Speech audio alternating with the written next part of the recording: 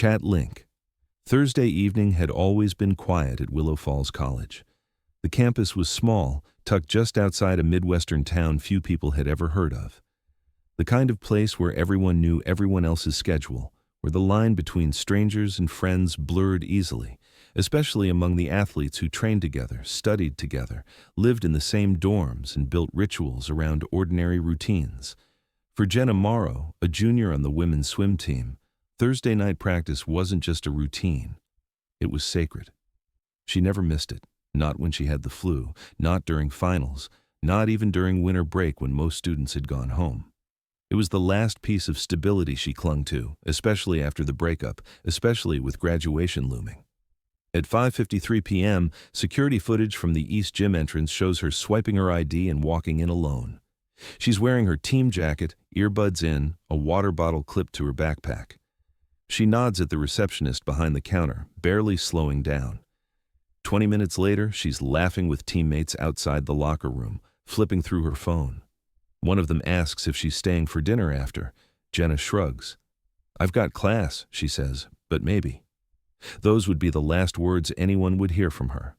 The rest is unremarkable, at first. Jenna walks into the women's locker room at 6:22 p.m. The camera above the hallway catches her turning into the entrance, her hand pushing the door open. That's it. She's never seen on camera again. She doesn't come back out, not after 10 minutes, not after 20, not by 7 p.m. when her class starts across campus, not by 8 o'clock when her roommate starts texting her, confused, and not by 9:15 when her name is called during an attendance check in the psychology seminar she rarely missed.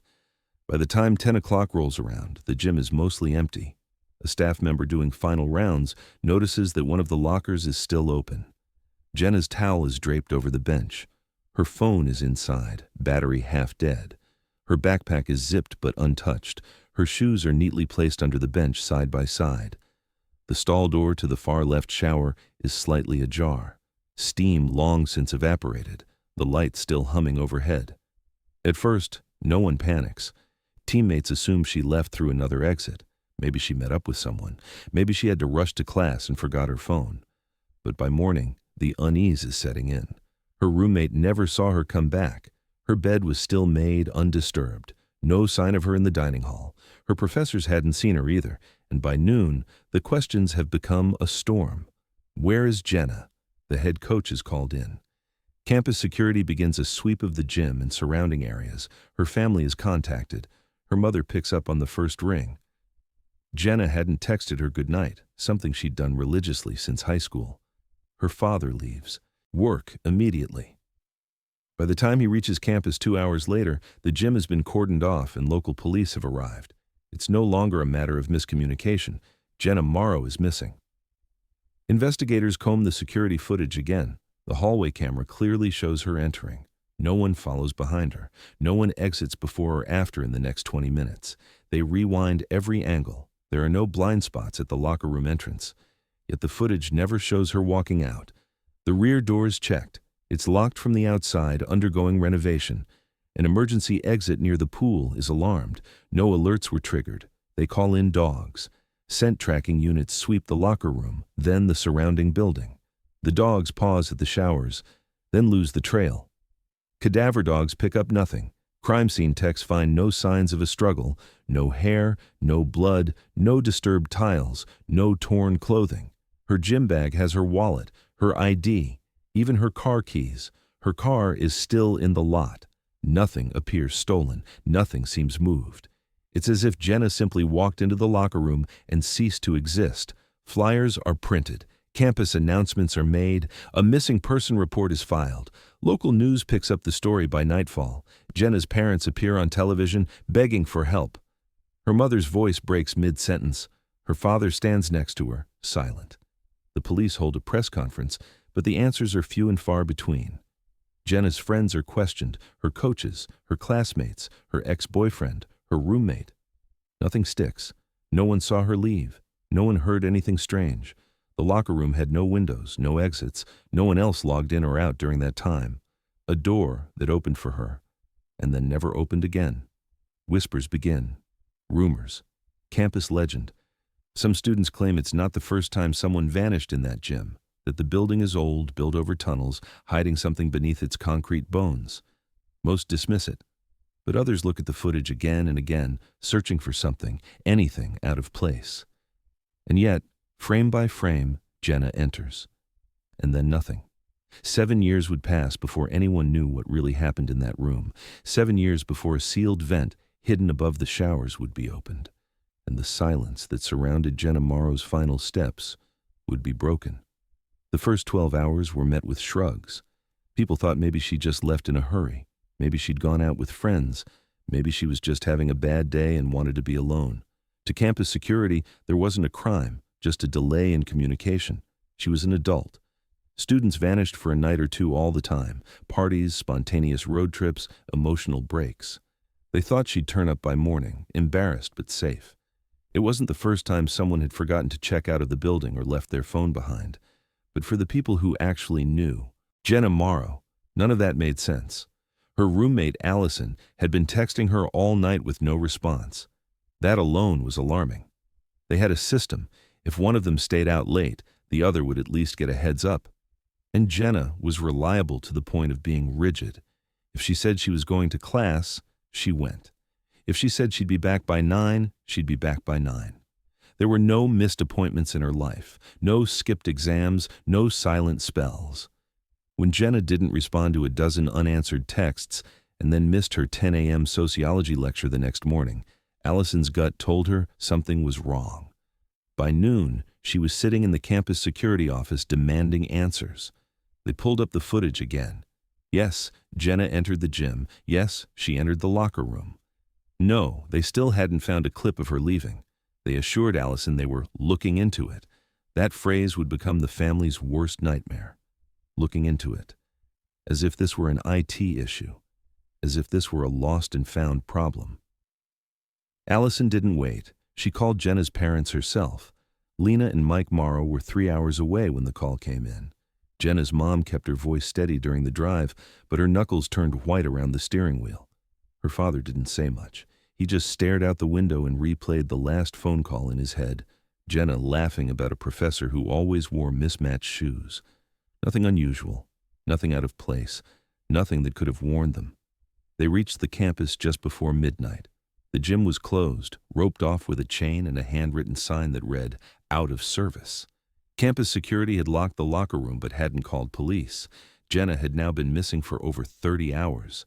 Her towel was still hanging on the bench, her phone still resting on her gym bag, everything untouched. And yet, no one had reported it as a crime, not even as a missing person. The Morrows stood in that hallway for nearly half an hour before someone from administration finally met with them. Even then, the tone was casual. "She's probably with friends," they said.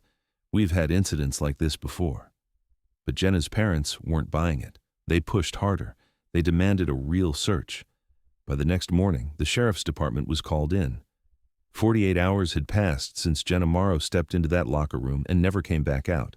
The local police department initiated an official missing persons investigation. The gym was sealed again, this time as a potential crime scene. Officers scoured the footage for anything they might have missed. They checked surrounding cameras from nearby dorms and entrances.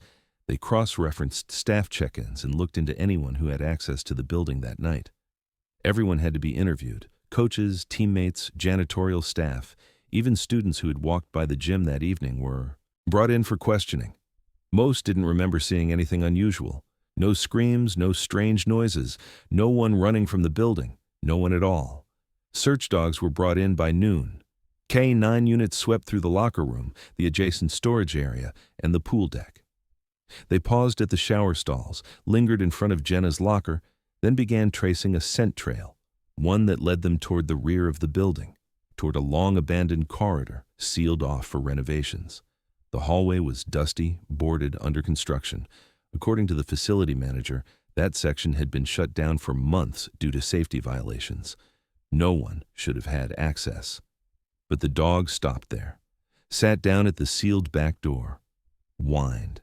Investigators pried the boards off. The hallway behind it was empty, dust-covered, dark. The door at the end was bolted from the inside and hadn't been opened in at least a year, based on the rust patterns. but it wasn't locked in a way that made sense. Something was off. There were signs the door had been jimmied, subtly, carefully, as if someone had tried to close it back up without drawing attention. They examined the area with UV lights, found faint smears of something organic on the edge of the venting near the floor, too degraded to test. Forensics couldn't confirm if it was blood, sweat, or old mold. But something had been there. Something had moved through that hall recently enough for the dogs to notice. Still, no definitive proof, no fingerprints, no items, no body. It was the first time police publicly acknowledged they didn't believe Jenna had left campus on her own. Outside, her parents stood beside the press holding her photo. The image was plastered on posters, local news segments, and digital billboards by that night. Jenna's swim team canceled their upcoming meet. The entire campus fell into a quiet panic. Nobody understood how a person could just vanish inside a locker room that should have been safe, with no one watching, no one helping, and no one knowing until it was already far too late. The whispers that started that week would only grow louder. But the trail behind Jenna had already begun to fade. The building that housed the Willow Falls College gym had been standing since 1968. Over the decades, it had been remodeled, retrofitted, partially upgraded, and, according to the facilities department, barely maintained. It had survived 2 fires, 1 flood, and the slow erosion of time. But when Jenna Morrow disappeared inside it, the building itself suddenly became a suspect. Every wall, every hallway, every vent had to be re-examined. If no one saw her leave, and no trace of her had surfaced in the surrounding area, then the answer, if there was one, had to be somewhere inside. Detectives requested the original blueprints from campus archives. What arrived was a stack of yellowed paper, hand-annotated, brittle at the corners.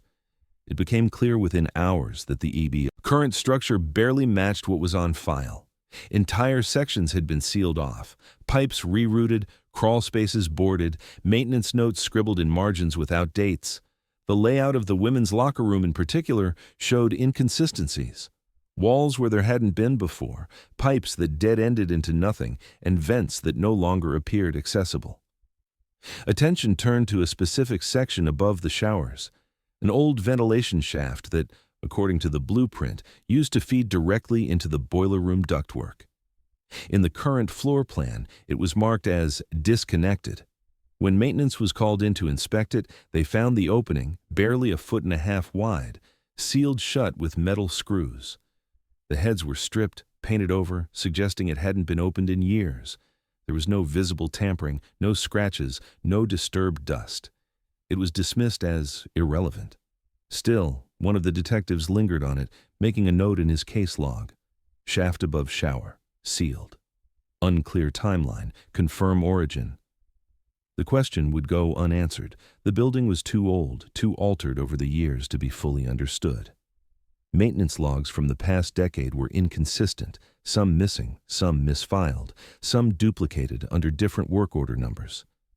A request for complete HVAC renovation reports came back incomplete. The campus had changed contractors 3 times in 4 years, and no one could say with certainty when the shaft above the showers was last inspected. It had become just another forgotten fixture in a facility full of them. Meanwhile, outside the investigation, the story took on a life of its own. Students whispered about the locker room. Theories spread online. Some said Jenna had found a secret passage. Others claimed she'd been taken by someone who knew the building better than anyone. A few leaned into superstition. Old rumors of a drowning decades ago, a girl who vanished in the same space during a winter storm in the 1980s. Urban legends flourished. None of it helped the investigation. One of the junior officers suggested using thermal imaging to scan behind the locker room walls. He argued that if someone had used a hidden access point, or if Jenna had somehow been trapped inside a concealed space, they might detect heat signatures or structural anomalies. The request was denied. The department's imaging equipment had been loaned to a county-wide search operation, and renting a private contractor would require funds the department didn't have. With no fresh evidence and no forensic trail, the leads were starting to dry up. The gym reopened in limited capacity. The locker room was still considered part of the investigation, but the rest of the building had been deemed safe. Students returned hesitantly. Some avoided the showers completely, Others, mostly athletes, tried to push the story aside, refocusing on training. But the unease lingered. Jenna's name still echoed down the hallway whenever someone was alone. People started leaving small items behind near the entrance: bracelets, paper cranes, sticky notes with messages scribbled in Sharpie. "We haven't forgotten. Find her." Detectives interviewed maintenance staff, past and present. No one recalled anything suspicious. The night Jenna vanished, the only person scheduled in that section of the building was a janitor who clocked out an hour earlier. His alibi checked out. They pulled employee rosters, delivery logs, contractor badges, everything and everyone who might have had access to that hallway or locker room. None of it led anywhere. A second review of the security footage yielded the same conclusion. Jenna entered the building, entered the locker room. Then, nothing. No shadow in the hallway, no noise in the background, no time gap. She just disappeared. The rear exit was checked again, still sealed. No sign it had been forced open. It was becoming harder to keep the case active. Reporters, once eager to follow every development, had started pulling back. Jenna's story was being overtaken by newer stories, louder ones. Her parents kept calling, emailing, showing up to briefings, but they heard the same thing each time. "We're still investigating." What that really meant was, we have nothing new. Weeks turned into months. Other students graduated, coaches transferred. The team was eventually disbanded. Jenna's name stayed on the case file, but her photo began to collect dust. She was now officially part of a larger problem, one of many students across the country who'd vanished under strange circumstances, all filed under cold cases with labels like inconclusive exit path or no confirmed last sighting. In the system, Jenna had become data. But for her family, and for the handful of officers who still stared at those blueprints at night, the unanswered question remained: how does someone vanish without a single trace in a place built not to hide anything? The shaft above the showers had been checked, but not opened. Not then. Not yet. What no one knew was that behind those sealed screws, hidden in the dark ductwork of a forgotten blueprint, was the one piece of truth that would one day crack everything open. In the weeks following Jenna Morrow's disappearance, the story refused to settle. It didn't fade quietly like most missing persons cases. Instead, it fractured, splitting into rumor, suspicion, and theories that spread like cracks in concrete. On campus, there were whispers behind every door, and online, on college forums, Facebook groups, and early true crime subreddits, the silence surrounding the case only fueled the noise. Everyone had a theory, and nearly all of them pointed fingers. The swim coach was the first to be scrutinized. He'd been with the team for over a decade, respected, but distant. Some said he was too strict, that he kept too close an eye on the girls. Others swore he was harmless, just overly structured. Still, the optics didn't look good. He was the only adult present during that practice, and he'd allegedly left early that day due to a family emergency. Police interviewed him twice. His alibi checked out. Traffic cameras confirmed he was miles from campus when Jenna vanished. But for some people, that didn't matter. The timing was enough to plant doubt, and once doubt took hold, it didn't let go. Then came the attention on Jenna's ex-boyfriend, Tyler. They'd broken up 4 months earlier, quietly, without drama, at least publicly. But as investigators dug deeper, texts were recovered from Jenna's phone, showing a string of unanswered messages from Tyler just weeks before she disappeared. He wanted to talk. He said he deserved closure. He said she was ignoring him on purpose. When questioned, Tyler admitted to sending the messages, but insisted he hadn't seen or spoken to her in over a month. His alibi, a group gaming session at a friend's apartment, was shaky but ultimately held up. Multiple people confirmed his presence. No evidence connected him to the gym, but online he became a suspect anyway. Dozens of armchair detectives dissected his social media. One grainy photo of him wearing a hoodie, similar to one worn by a gym staff member, ignited weeks of speculation. Other theories spiraled out in every direction. Some believed Jenna had run away, fled under the pressure of school, sports, and expectations, but her family quickly shut that down. Jenna had left everything behind: wallet, phone, keys, even her notes for the psych exam she'd spent days preparing for. Nothing suggested she was overwhelmed. Her Google Calendar was filled with future dates, study group sessions, lunch with her sister that weekend, a meeting with her academic advisor about a senior thesis proposal. She'd even booked a haircut for the following Tuesday. This wasn't someone preparing to disappear. This was someone preparing to live. Then came the darker theories. Abduction, trafficking, a premeditated act by someone with intimate knowledge of the building. The gym's back hallways and ventilation system became points of obsession. People on forums began recreating the layout digitally, speculating on how a person could vanish undetected. Some believed there was a hidden tunnel. Others claimed the building was once connected to an old maintenance network. There was talk of an ex-employee with a violent past, someone who had access to blueprints. A few claimed to have inside knowledge, though none of it could be confirmed. The noise drowned out the facts, and for detectives trying to work the case, the flood of false leads made it harder to sift through what was real. It was Jenna's family who refused to let the facts be buried. They hired a private investigator, a retired detective named Russ Heller, who specialized in cold case disappearances. Heller wasn't convinced by the more sensational theories. He believed the answer was likely structural, something overlooked. He started where Jenna was last seen, the locker room. After obtaining copies of older construction permits, he discovered something not present in the most recent blueprints. During a renovation in the 1970s, a crawl space had been added above the women's shower area to access electrical conduit lines. It had since been decommissioned and, according to campus records, sealed off during the early 2000s due to mold and insulation concerns. But the documents didn't say how it was sealed, or by whom. Heller attempted to locate the entry point, but it was gone. Drywall covered what used to be a hinged access panel. Even the ceiling tiles had been replaced. Maintenance denied any knowledge of the crawl space. Current staff had never even heard of it. He photographed everything, sent notes to local police, and requested permission to open the ceiling in that area. But the request was denied.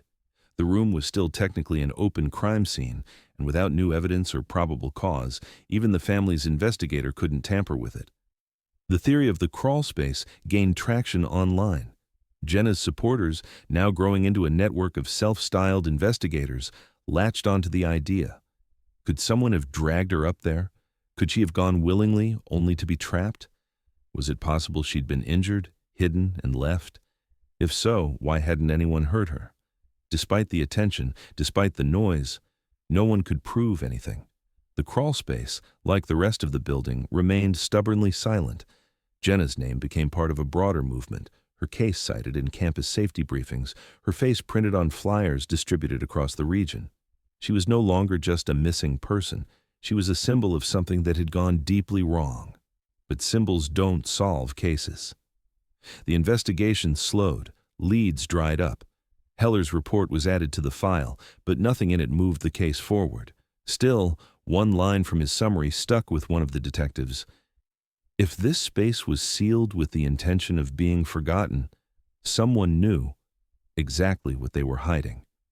And 7 years later, when renovations finally reached that exact ceiling, that line would return with terrifying clarity. Nearly 5 weeks after Jenna Morrow disappeared, something unexpected surfaced, not from police files or surveillance footage, but from a classmate. Her name was Zoe, a junior in the same psychology seminar Jenna was enrolled in. She'd already spoken to detectives during initial interviews, but hadn't thought much of one text message. It wasn't until she reread it that she realized it might have meant something more. The message was sent just over an hour before Jenna walked into the gym for swim practice. It was short. "We need to talk. I remembered something." There was no punctuation, no follow-up, no explanation. Jenna never elaborated. And Zoe, rushing to finish an assignment at the time, had read it, made a mental note to reply later, and forgotten about it. Now, with weeks past and the case growing colder, she brought it forward. Detectives hadn't seen the message. It hadn't been recovered from Jenna's phone because the phone itself was still missing. The message, while vague, hinted at something that Jenna had felt was worth mentioning. Investigators pulled phone records again. While her device had been left in the locker room with her backpack, Cell tower data indicated that it had remained active for nearly 3 hours after her last confirmed sighting. This didn't make sense. If the phone was sitting in a locker or on a bench, it should have remained stationary, bouncing off the same tower. But it didn't. For 2 hours, it shifted slightly between cell zones, just enough to suggest movement, possibly within the building. Then, at exactly 9:14 p.m., the signal vanished. No slow fade, no loss of battery, just gone. The working theory was that the phone had been turned off manually or had been destroyed. That raised a question no one could answer. If Jenna had left it behind, how had it been moving at all? Forensic teams were redeployed to resweep the gym and surrounding areas. They used new devices, upgraded tracking software, and more sensitive trace analysis tools. Heat scans of the ventilation system came up empty. Acoustic testing revealed nothing unusual behind the walls. Dogs were brought back in but found no new trails. It was as if the building had buried whatever secrets it held too deeply for anything to surface. While authorities moved cautiously, speculation outside the investigation swelled again. True crime blogs picked up on the text. Reddit threads exploded with theories. What had Jenna remembered? Had she seen something? Had someone threatened her? Was she being followed? Some pointed to a previous incident months earlier, an attempted break-in reported by another student living in the same dorm as Jenna. The suspect was never found. Others noticed that Jenna had made a call to a blocked number 2 days before her disappearance. Police traced the call to a VoIP line registered under a fake name. Nothing more could be determined. It was another dead end. Then came another sighting. A student, Paul, a sophomore and regular at the campus gym, told police he remembered something from the night Jenna disappeared. He'd been walking toward the east entrance when he saw someone standing alone near the building. The figure, a man, wasn't familiar.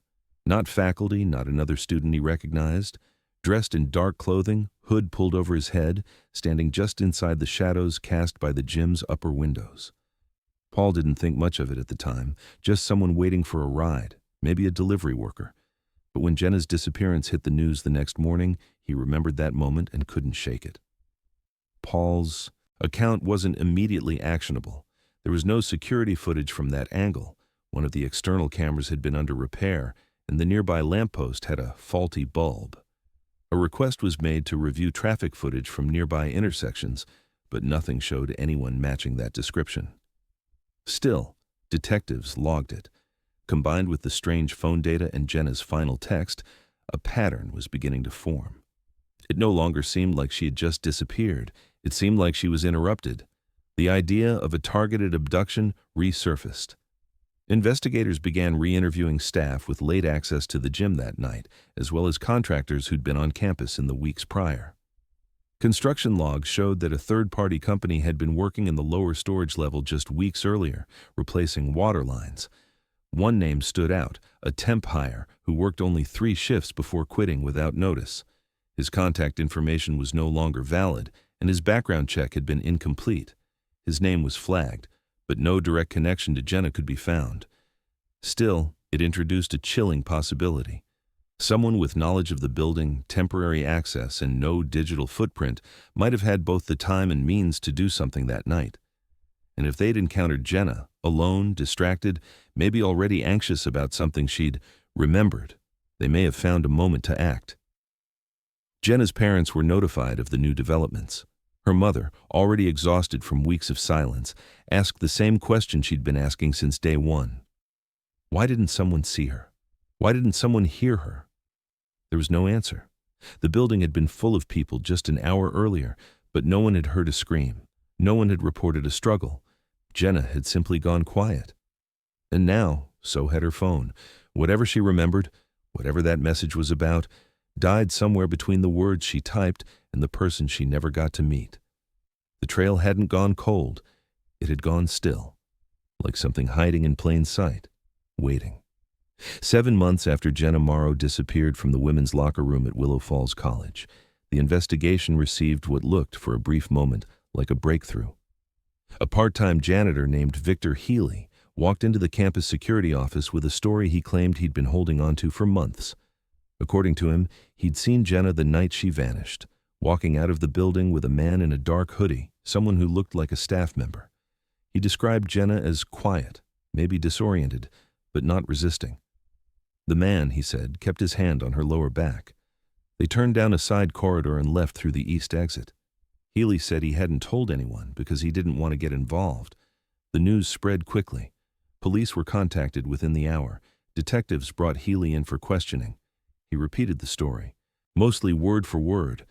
When asked why he waited 7 months to come forward, he said he didn't think it was important at the time, that he assumed Jenna had left on her own, and it wasn't until the media coverage intensified that he realized what he'd seen might have mattered. It was the first time anyone had claimed to see her leave the gym, alive. Detectives treated it as a possible witness statement. They pulled gym staff rosters, checking for anyone who matched the vague description. They re-examined security footage, looking again at blind spots around the east exit. The problem was there were no new angles, no new timestamps. The cameras covering that side of the building had been out of order that night, which aligned with Healy's story, but also meant there was no way to verify it. By the next morning, the story was in the local press. The public seized on it instantly. Jenna's name trended again online. Forums speculated on which staff member might have been involved. Her face was back on television, this time accompanied by a new composite sketch based on Healy's description, though the drawing was frustratingly generic. Hooded sweatshirt, mid-30s, average height, no defining features. It didn't take long for the pressure to mount. Coaches were questioned again. Gym workers were interviewed. Past security footage was re-scrubbed. Jenna's ex-boyfriend, long since cleared, was recirculated in online accusations. Her family waited anxiously, hoping this was the lead they'd been praying for.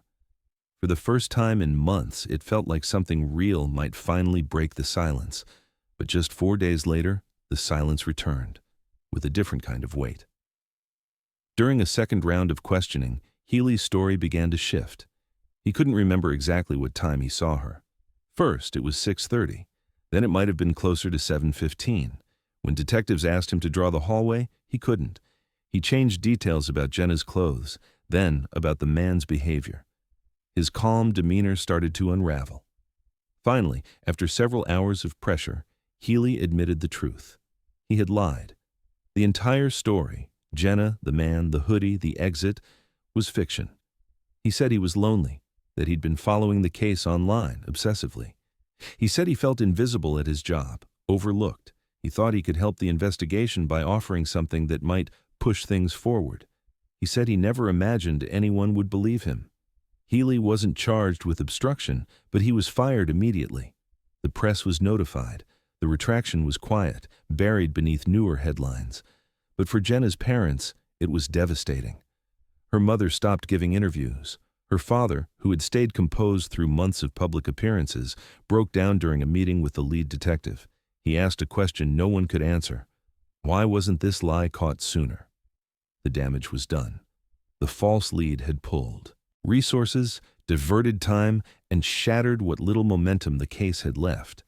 And just as quickly as it had returned, Jenna's name faded again from the news cycle. The public's attention snapped back to newer stories. Social media moved on. Still, her family refused to quit. With the local investigation stalling, they escalated their efforts and petitioned for federal assistance. They submitted a formal request to the FBI, citing concerns of a broader pattern, potential abduction, possible interstate involvement, the failure of local jurisdiction. Her case was reviewed by a federal field office, but the answer was clinical. No confirmed evidence of foul play, no ransom, no known suspect, no crime scene. There was nothing to trigger federal jurisdiction. The FBI declined to intervene. They offered limited consultation, but that was it. By now, the local department had already begun scaling back. Jenna's case was reclassified as pending developments, still open, but no longer actively investigated. The case file, once the subject of weekly briefings, now sat dormant unless new information emerged. There were no new searches, no more interviews, just an unanswered disappearance surrounded by silence. That same month, Willow Falls College moved forward with a renovation of the gym. The work had been scheduled long before Jenna's disappearance, but the timing was jarring. The locker room where Jenna was last seen was gutted. Walls torn down, flooring replaced, fixtures updated. A memorial left by students, a taped photo, a candle, a ribbon, was removed during construction and never replaced. When the gym reopened, most students had stopped talking about her. A new class had arrived. To them, Jenna was a name on an old flyer or a topic from a campus safety lecture. Her story became background noise, familiar but distant, but not to her family. Her mother still kept Jenna's room exactly as it had been, untouched since the night she disappeared. Her father kept a binder filled with notes, interviews, and case summaries. Their lives revolved around a single unanswered question. Where had she gone? And what they didn't know, what no one knew, was that the answer had never left that building. It had simply been sealed away, hidden in metal, waiting in the dark. 7 years after Jenna Morrow vanished inside the women's locker room at Willow Falls College, the gymnasium was scheduled for demolition. The building had long outlived its usefulness, outdated, worn down, and symbolically tainted. Since her disappearance, students had used the space less and less. The swim team had disbanded 2 seasons after she vanished, unable to maintain membership. Parents questioned safety, coaches transferred. By the time the college approved a full renovation, the building had become little more than a reminder, an unresolved question made of concrete and silence. Demolition began in early spring. Crews moved fast, eager to stay on. Schedule. The first few weeks passed without incident. Walls came down, lockers were removed, pipes stripped out. On the second floor, the old offices were gutted and rebuilt, but it was in the lower level, back near the south corridor of the women's locker room, where things shifted. A contractor named Travis Miller was assigned to remove the remaining ceiling panels above the old shower stalls. Most of the panels came down easily, all but one. It was an old aluminum sheet bolted into the ceiling, covered in insulation and discolored by time. But it wasn't part of the schematic. No one could find it on any of the recent blueprints. The sheet was sealed tightly, and when Miller attempted to pry it off, he realized the screws weren't just rusted, they were stripped. The seal had been reinforced, possibly even from the inside. The sheet flexed inward slightly, like pressure had once been applied against it. That's when the smell hit him. It wasn't immediate, but it was unmistakable. Sharp, stale, metallic, something decayed. Miller stepped back and called over the site manager. Within the hour, campus security was notified. By that evening, local police had sealed off the entire building. The renovation was halted indefinitely. The next morning, forensic teams arrived in unmarked vans. It didn't take long. Once the panel was removed, the opening revealed an old ventilation shaft, roughly 20 inches wide and lined with deteriorated ductwork. Wedged inside, barely visible in the beam of the first flashlight, was a shape, curled in on itself. Human. The shaft had likely once been used during the original construction in the 1960s, then sealed up during later renovations. It hadn't appeared on any updated schematics in at least 2 decades, but it hadn't been empty. Inside, forensic teams recovered partial human remains, mummified, desiccated by time and airflow. The position of the body suggested it had been pushed or placed into the shaft, not climbed in willingly. There was no space to move, no way to turn around.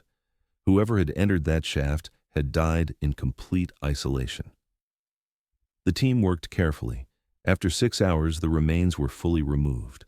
Alongside the body, investigators recovered fragments of clothing, a tattered sports bra, a scrap of elastic waistband, and, beneath it all, a chain necklace with a small gold pendant. The pendant was engraved with the initials J.M. It didn't take long to confirm the identity. Dental records provided the match. 7 years after she'd gone missing, Jenna Morrow had been found, less than 30 feet from where she was last seen alive. The weight of that realization, how close she'd always been, swept through the room like a slow-moving flood. The shaft had been sealed, possibly hastily. The screws had been stripped. Paint had been brushed across the panel to match the ceiling, but the finish was inconsistent, like someone had tried to make it blend without proper tools. Whoever had closed it up wasn't trying to keep the vent intact. They were trying to make it invisible. The news broke later that night. After years of silence, headlines across the state carried Jenna's name again, now with a word that hadn't appeared beside it since the beginning. Found. Her parents were notified in person. Her mother wept. Her father asked only one question: how had no one looked there? Investigators returned to the original files. The shaft had been noted once, 7 years earlier, as a sealed fixture during an early building sweep. It had been visually inspected, but never opened. At the time, with no signs of forced entry or blood, and under pressure to preserve the locker room, it was deemed low priority.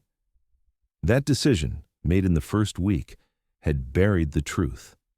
The autopsy was limited due to decomposition, but one detail stood out: the presence of blunt force trauma to the back of the skull. Not enough to be immediately fatal, but enough to incapacitate. There were no signs of defensive wounds, no evidence of binding, no clothing fibers outside the immediate shaft. Forensics couldn't determine whether Jenna had died from the head injury or from asphyxiation within the duct. But what they could say was that she hadn't crawled in on her own. The shaft itself wasn't accessible without a ladder. The opening was high above the shower stalls, out of reach, nearly flush with the ceiling. Someone would have needed to lift her or already have access to the maintenance tools required to get her up there. There were no recent fingerprints, no tool marks. Whatever had happened, whoever had done it, had taken the time to clean up. The case was no longer just a disappearance. It was now a death investigation. But with no active suspects, no DNA, and no usable surveillance footage, the questions returned faster than the answers. Who put Jenna in that shaft? Why? And how had they moved through the building unseen? 7 years of theories, 7 years of leads, false sightings, and unanswered texts ended not with a confession, but with a sealed vent in a forgotten corner of a locker room. And for the first time since the day she vanished, Jenna Morrow was no longer missing. She was found. But the person who placed her there was still out there. And somewhere, sealed beneath the silence, was a reason. The vent shaft was just 18 inches wide, narrow, claustrophobic, and wrapped in insulation that had rotted away to dust over decades. No one expected anything significant to be found inside. But when the panel was removed and the stale air rushed out, what investigators saw stunned everyone on site. Lodged deep within the shaft, in a position no person could have entered voluntarily, were human remains, compressed, folded, and mummified by the dry air and conditions. The body was contorted into a fetal position, knees pulled tight to the chest, arms pinned. Time and temperature had shrunk and darkened the tissue, but portions of hair still clung to the scalp, long and brittle. Next to the remains was a necklace, thin gold chain, partially broken, its charm bearing a small round disc with 2 letters etched into it, J.M. It wasn't the only confirmation. Just beneath the rib cage, wedged near the metal grating, forensic techs found a cracked student ID card. The photo was faded, the name still legible: Jenna Morrow. 7 years of waiting, searching, theorizing ended in an instant. She had never left the building. She had been there all along, entombed just feet above the showers where she was last seen. The initial shock gave way to urgency. The shaft had been sealed at both ends, tightly, deliberately, with stripped screws and a layer of dried paint matching the surrounding ceiling. Whoever had hidden her didn't want the space to be noticed, let alone opened. The shaft wasn't on any updated blueprints. It had appeared once in a 1970s renovation plan, but had since been removed from all internal documentation. Campus maintenance had no record of it existing. The position of the body told investigators a few things. First, Jenna hadn't moved after entry. The narrow width made it physically impossible for her to have shifted or climbed once inside. Her arms were crossed unnaturally. One shoulder showed signs of dislocation. The shaft had no flooring, no structure to support weight. She had been placed, shoved more likely, into the space, already unconscious or incapacitated. There were no bindings, no visible knife wounds, but there was bruising. The most significant trauma discovered during the forensic exam was to the back of her skull. A blunt force impact, not enough to fracture the skull, but enough to knock her unconscious. There were no signs of internal brain bleeding, no evidence she'd died immediately. The official estimate placed her time of death within 12 hours of her last sighting. In other words, she was likely still alive when police first began their search. There were no defensive wounds, no DNA beneath her fingernails, nothing to suggest she had fought back. Toxicology, limited by the degradation of soft tissue, showed no signs of sedatives or chemical restraint, but the body's position, the lack of struggle, and the absence of airflow suggested she may have died of asphyxiation after being trapped, either while still unconscious or shortly after waking up. Detectives shifted focus. Whoever had done this had to know the shaft existed. More than that, they had to know it had been removed from public record. They had to have access, time, tools, and a reason to hide her there rather than leave her body elsewhere. It wasn't impulsive. It was deliberate. The shaft was over 8 feet off the ground, above the tiled shower ceiling. No one could have reached it without a ladder or assistance. There was no indication Jenna had climbed anything. No DNA, no fingerprints, no trace evidence except for a single shoe scuff on the edge of the ceiling frame, too small to be hers. It likely belonged to whoever lifted her. Attention turned to historical contractor records. One name surfaced again: Dennis Ward, a subcontractor who had worked on a 2003 facilities project involving HVAC renovations. He wasn't a college employee, which explained why his name didn't appear in initial personnel sweeps, but records showed that Ward had been on site multiple times during the year Jenna disappeared. His keycard had accessed back maintenance areas of the gym just 2 days prior to her vanishing. Police located Ward living out of state in a private care facility. Diagnosed with terminal cancer, he was in and out of lucidity. When detectives visited, Ward acknowledged working on the building, but claimed he didn't remember anything specific about Jenna or the night in question.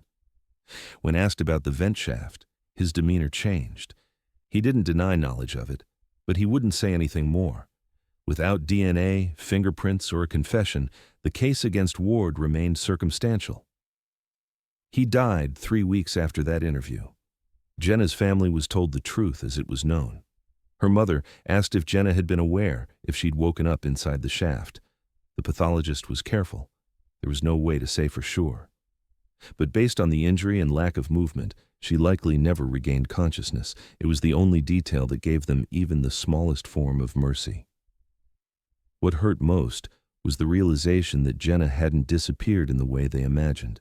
She hadn't been taken far. She hadn't vanished into the woods or the night. She had been hidden, intentionally, methodically, in the very building where people searched for her. And the person who sealed her in there likely watched the investigation unfold, knowing they'd chosen the one place no one would think to look. With Jenna Morrow's remains recovered, the case was no longer about finding her. Now it was about figuring out who had put her there. After years of silence, investigators reopened the files with fresh urgency. They combed through every old staff record, contractor list, and maintenance log from the months leading up to her disappearance, looking for overlooked names, short-term workers, and anyone who'd had quiet access to the building after hours. That's when a name surfaced. Someone who hadn't been interviewed the first time. Dennis Trask. He'd been a night shift maintenance worker contracted through an outside vendor. His employment records were incomplete. He worked at the campus gym for 6 weeks, including the exact week Jenna vanished, then abruptly quit 2 days after she was last seen. According to his file, he never returned to pick up his final paycheck. At the time, it hadn't stood out. The building had several temp workers that semester, and most came and went without much attention. But now, with everything back under a microscope, it looked different. It took weeks to find him. Trask had no social media, no current employment, and no fixed address. Eventually, a DMV record tied him to a long-term care facility 2 states away. He was in hospice care, stage 4 lung cancer, not expected to live out the year. When detectives visited him, he was frail, on oxygen, and only partially lucid. But when they mentioned Jenna's name, his demeanor changed. He went quiet. Still. Trask didn't deny knowing about the case. He said he remembered that week. Then, slowly, he admitted something more, something that stopped both detectives cold. He said there had been an accident in the gym, that someone panicked, that nobody meant for her to die. When asked who else was involved, he refused to say. He only repeated the phrase, "It wasn't supposed to happen like that." Then he asked to be left alone. He died 5 days later. His death brought a mix of closure and frustration, a possible confession, but without specifics, without a name, without details. It left police with nothing solid to build on. Still, it was the first direct statement linking Jenna's death to another person present in the building that night. And while Trask had remained mostly vague, investigators still had one more place to search. The gym lockers had long since been cleaned out during renovation, but back in the facility's archived storage logs, they found something unusual. One of the custodial lockers, previously assigned to Trask, had been flagged for additional cleaning during the original investigation. Inside had been nothing more than janitorial supplies and a set of spare keys. But one small cardboard box had been set aside and logged without being fully inspected. It had been stored, sealed, and forgotten. Now, it was reopened. Inside were several unlabeled DVDs, burned copies of old security footage, likely downloaded directly from the gym's analog system. There was no documentation about why they were there or how they'd been obtained. Police ran them through their digital forensics lab. Most of the discs were corrupted or unreadable, but one, dated the night of Jenna's disappearance, was still intact. It showed a silent hallway outside the locker room. The timestamp read 6:21 p.m., just 1 minute before Jenna was last seen entering the showers. In the frame, she appears walking casually, backpack slung over one shoulder. She glances to her right, hesitates for a moment, and looks over her shoulder. There's no audio, but her expression shifts, just slightly. Then she steps forward, disappearing through the locker room door. 3 seconds later, someone else enters the frame. A shadow. A figure. They follow her through the same door. The person is mostly obscured, only the edge of their body visible as they pass. No clear face, no defining clothing, but the movement is unmistakable. Someone followed Jenna into that room, and she appeared to know it. That 3-second clip became the centerpiece of the newly reopened investigation. It was the first visual confirmation that Jenna wasn't alone in those final moments. The footage, though limited, validated the growing theory. She hadn't vanished on her own. She'd been targeted, cornered, and removed from view by someone who understood the building well enough to know where they could hide a body without detection for years. The question now was whether Trask had been the one in the video, or if he had simply helped cover up what happened after. His vague confession didn't place him inside the locker room, but his access, his sudden resignation, and his possession of the clip made one thing clear. He knew the truth. He just hadn't taken it to the grave alone. Detectives circulated the footage internally, hoping someone might recognize the gait, the silhouette, the shoes.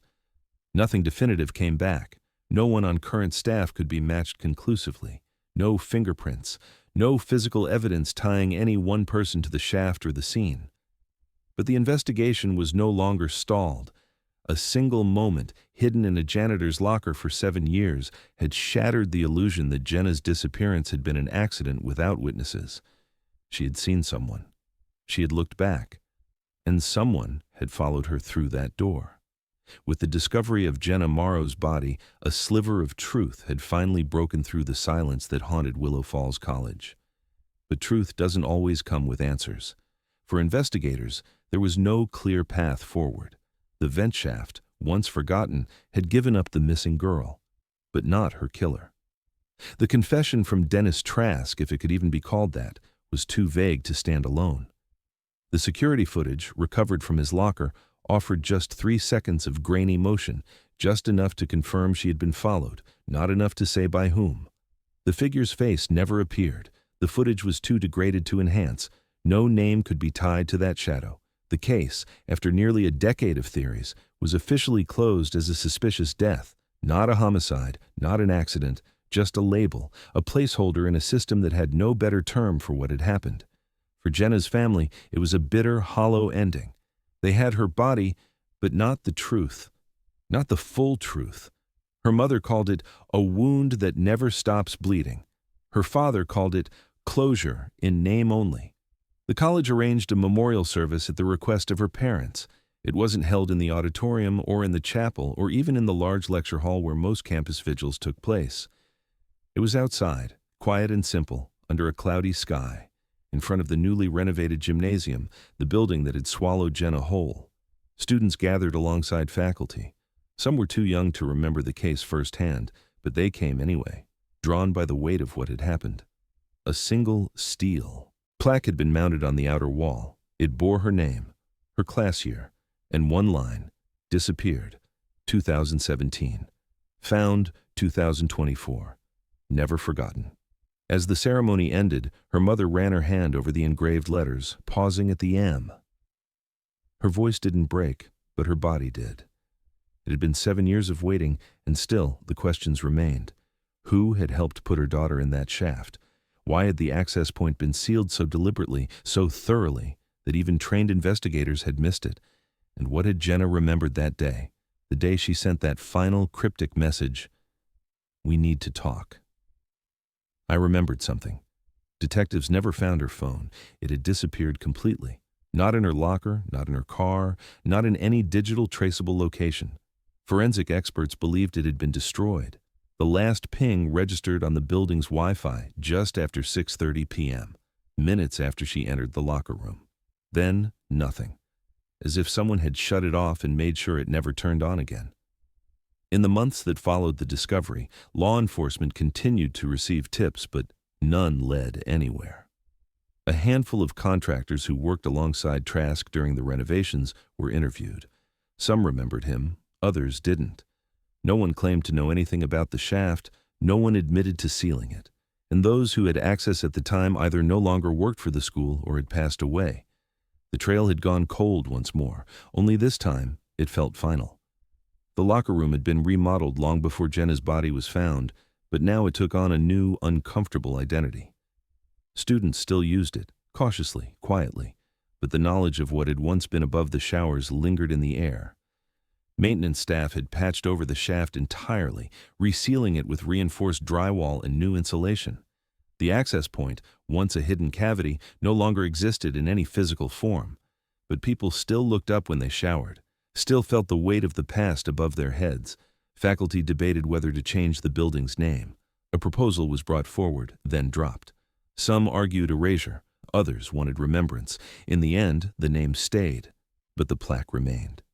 A compromise no one was satisfied with. Jenna's family created a small foundation in her name, aimed at campus safety reform. Their mission was straightforward: require full structural scans of all college buildings every 5 years, updated blueprints and emergency re-inspections when a student goes missing. A few campuses adopted the policy, most did not. Budget constraints, they said, low probability events, rare tragedies. But the Morrows continued pushing, speaking to schools, writing to legislators, refusing to let Jenna's story disappear a second time. What haunted those left behind wasn't just the loss, it was the near success of erasure. For 7 years, no one had looked in the right place. Jenna had nearly vanished, completely, almost becoming another story people forget to finish. Had that vent not been opened, she might have remained a photograph, a theory, a mystery with no final line.